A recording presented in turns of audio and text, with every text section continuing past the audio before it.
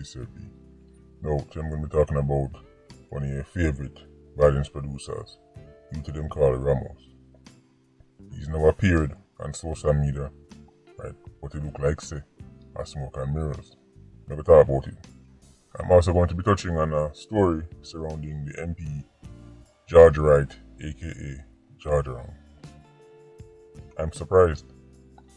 I see backlash go on because two female MPs decide to, show solidarity with him. They're going to talk about it because I can't believe the Jamaican public is actually falling for the unicorn meat. The whole we stand for women, zero tolerance and abuse, gender, violence and unicorn meat. Now we talk about it after Ramos. So stick around if you want to hear about that one. But you're very likely to be upset, so you probably want to leave right after you hear me done talk about Ramos. So we can start off with Ramos. And I'm not talking about the footballer, Sergio Ramos. We talk about Ramos from Walter and Badbreed. As you may know by now, Badbreed, right, G-City, the Six, Busted, whatever you want to call him, I carry on with the lift off in Ramos. Unknown, right, are the two main people them not unknown are currently behind bars, so them not get caught up in this one yet. Normally it's a three-way fight. This time it's the Six and Ramos. Who knows what happen if and when your favorite snake touch by the road. Ramos posts a pic on social media. I'm gonna put it on the screen. It's basically him and a quote-unquote policeman, and it's like him say him outside, as in him say him the area man. I don't know what kind of stunt him a try pull, but Ramos need to understand, say, the police them remember David, them now have to wait for the IG post for no way. You see, you might be wondering then, why would he do that? Remember, Ramos' name was called in the J-Man murder case. So it would benefit Ramos if people believe he was in Ariman. It would benefit Ramos if Uncle Sam say, oh, him the Ariman, make we leave him alone. And that's how it work, Ramos. If Uncle Sam really want you, even if you were in Ariman, you wouldn't stop nothing. There's literally an entire unit in Ariman called JFAT that specializes in capturing fugitives and sending them back to Uncle Sam. So whatever stunt this is supposed to be, but outside and opposite quote-unquote police, right, better you save your data. Ramos, them look up posting not gonna help you. The only advice me can give right now is the same advice me give J-Man. Buy as much honey and lime as you can. Feel the rhythm, feel the ride, get on up, it's informing time. Don't feel no way about it. You're not the first and you won't be the last. I mean, you have heard many times people say, hey, you're an informer, you're supposed to be an informer. That's true, but I'm a mid-level informer. I actually aspire to reach the level of informer that many of your favorite Dons and 87s are at. Them that level where even me can reach us. So posting them things I with quote-unquote policeman, like say, Iron Man, him there. Waste of time. Speaking about policeman, once again, I'll give you some tips. One day might help save your life. The uniform them with the ICFR, like the Irie Constabulary Force. Enough people have fake ones out there. They can make them. You see the red seam uniform especially, people make it. This picture right here, so, that's not ICF uniform. I'll give you a few tips, right, to differentiate between the fake uniform them and the real one them. Before me giving these tips, understand this. It is possible that a criminal could get actual JCF uniform, the actual shirt and everything, all the pins, all the badges, etc. But it's unlikely. Normally, they don't have certain pins on it. When you look on this uniform you see, so, the first thing you want to look on is the button. You see the button on this quote-unquote policeman shirt? This is what it's supposed to look like. So when I say a regular button, left on the shirt, that's not a police shirt. That's not a safe issued shirt. Next thing you want to look on is the belt. That belt right there so is a regular belt where any man putting in them pants. That is not the standard issue ICF belt. That belt looks like this. I'm gonna say it's not 100% criminal proof because they can get the uniform from a police officer, but there are certain badges, certain numbers from the uniform. Even if a police officer is corrupt and I give it to a criminal, he not give them number, he not give them badge because that can be easily traced back to him. The police shirt look like ICF shirt, but it's just the material. The red seam, easy thing that to make. Look on the badge, look on the epaulet, look on the button them, look on the belt, the small details. That's where you see it on the police station. Also, that vest them I wear, that's not even stone proof. That's not even a stone proof vest. That is not, that look like something you buy off of eBay.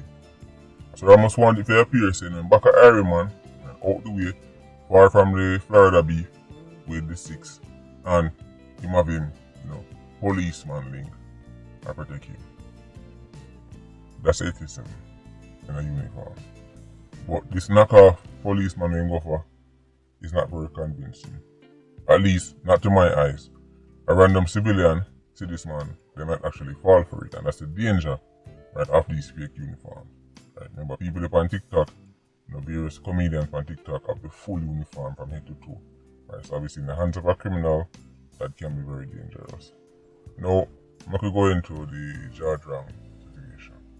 So if you know, so you're extra sensitive, probably want to leave from now. Still here? Alright, I'm going to talk about it. There is uproar on social media because George Wrong, who was a JLP MP, but then it's like they make him left the party and he became a quote-unquote independent. He didn't have to go one corner by himself. Next thing people say, 2 female MPs from his previous party, JLP, go sit alongside him. It's like an act of solidarity. People are upset. How can 2 women do this? So, now I have to ask the question. Are people really falling for the whole zero tolerance and domestic abuse? We don't tolerate this. We are dedicated to gender-based violence and stop violence. Are people actually falling for this? Falling for what, you might be asking? Let me explain to you how this thing works. When I hear female politicians or, very prominent females, civil society, wherever them come from, come out and them say, right, they have zero tolerance for domestic abuse. And men who put their hands on women and we need to do this and we need to do that. And they're talking really hard. And them sound like say them not run no joke. Right? And any man hurting a woman, this must happen to them. You must understand who they're talking to. This does not apply to men who have fame and or power.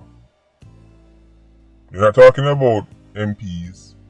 You're not talking about people in the highest echelons of society. You're not talking about celebrities, favorite artists. They're talking about taximan. They're talking about teachers, vendors, fireman. They man they matter about. So this is not surprising. George Wrong is an MP.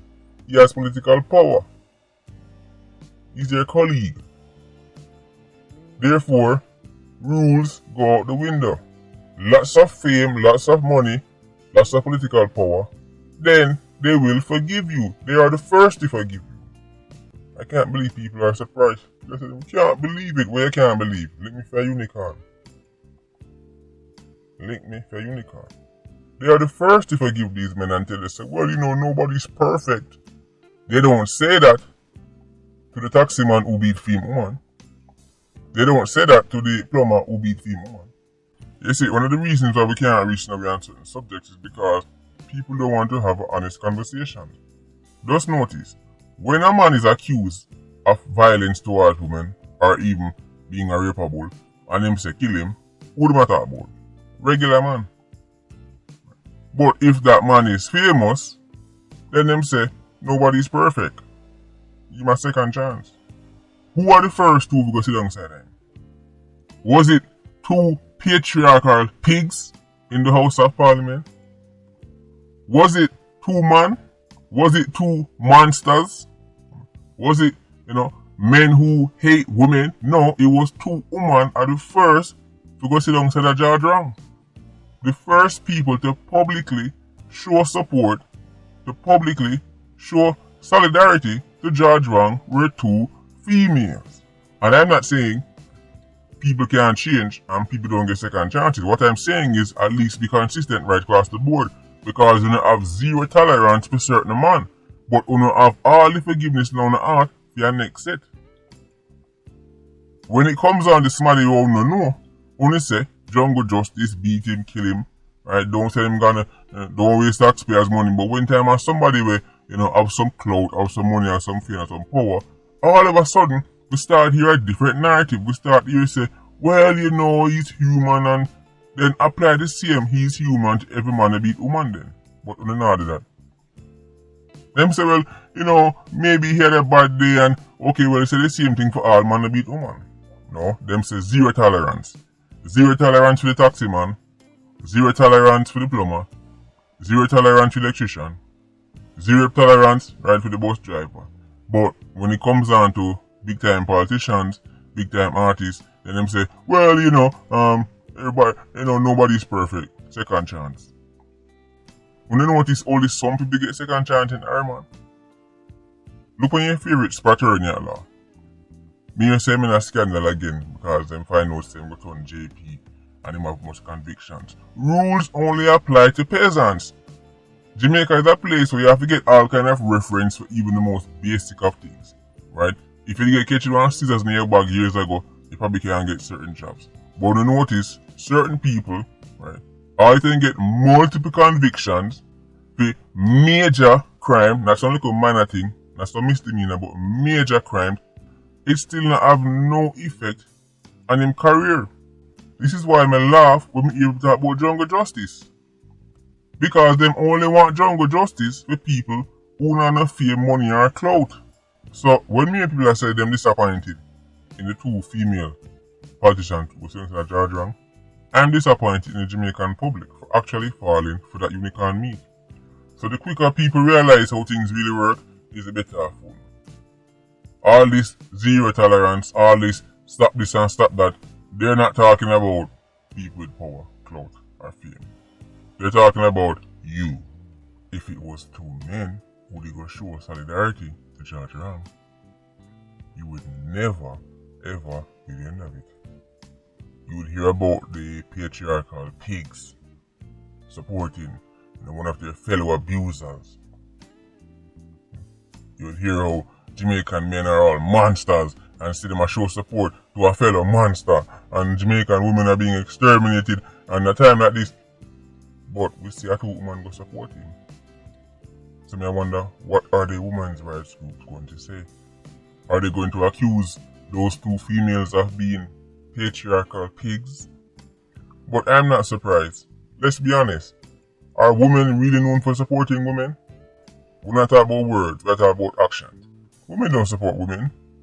Look on female sports. Right? They're always complaining to them not getting an audience and a bad not tuning. Almost every country, the majority of the population is female. So why don't women watch women's sports and make it bigger than male sports?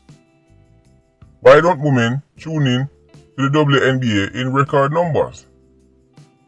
Why don't women watch women football more than men football? They have the numbers. Women don't support women. It ain't nothing. Women support men than they support women. In actions. In words, them talk about empowering and my sisters and we stand together. Ladies, stop it, a unicorn meat. Historically, women don't support women. So I'm not surprised that the first people to support George Ramos are women. Anyway, Patreon Squad, big up on yourself. Yeah, you don't know. More life, Patreon Squad, see you soon. Bless.